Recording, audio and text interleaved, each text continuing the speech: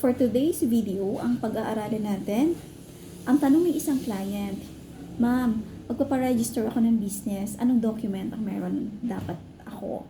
Una, dapat meron kang valid ID kasi ito yung magpapatunay o pagkakakilanlan sa isang owner ng business. Then pangalawa, kailangan mo i-register ang business mo sa Department of Trade and Industry kapag ka ikaw ay under sole proprietorship or ikaw lang yung may-ari. Kapag ka ito naman ay partnership or corporation or one-person corporation, dapat ito ay nakaregister naman ang pangalan ng business mo under ng SEC or Securities and Exchange Commission. Then after that, pag mayroon ka na, kukuha ka ng business permit. So, magpaparegister ka sa LGU. Dadala mo yung valid ID mo and then yung DTI mo kasi yun yung gagamitin na business name. Doon sila magbe-based.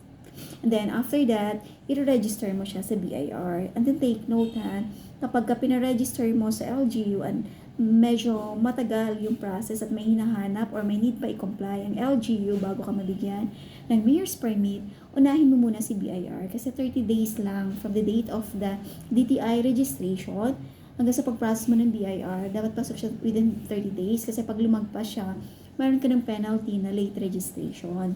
And then take note, pag na-register ka sa BIR, ito hindi alam ng iba. Marami kami na-encounter na client na ganito na Ma'am, hindi pa naman kami nag-operate. Bakit kami na penalty na hindi daw kami nag-file? Okay, ganito po kasi yan.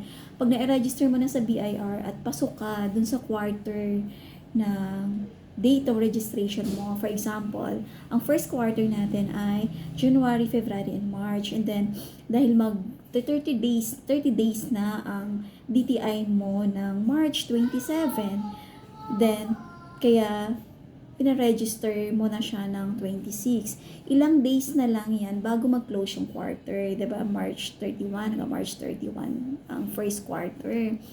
So, pagdating ng April 25, yun yung filing ng percentage tax kapag ka ikaw ay under non-VAT registration. So, ifa-file na yon. Kahit hindi pa nag-operate ang business mo, mag-zero transaction ka muna. Ang mahalaga na ifa-file siya. Kasi pag hindi po, penalty na siya.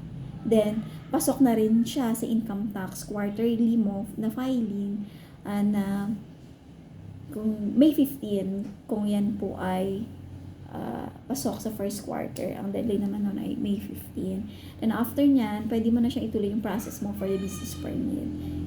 Okay, and next video natin is yung BIR registration. Ano yung mga dapat dalhin sa BIR para hindi siya pa balik-balik sa BIR.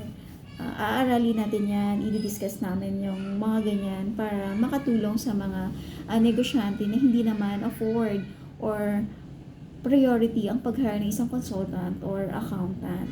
Okay, thank you!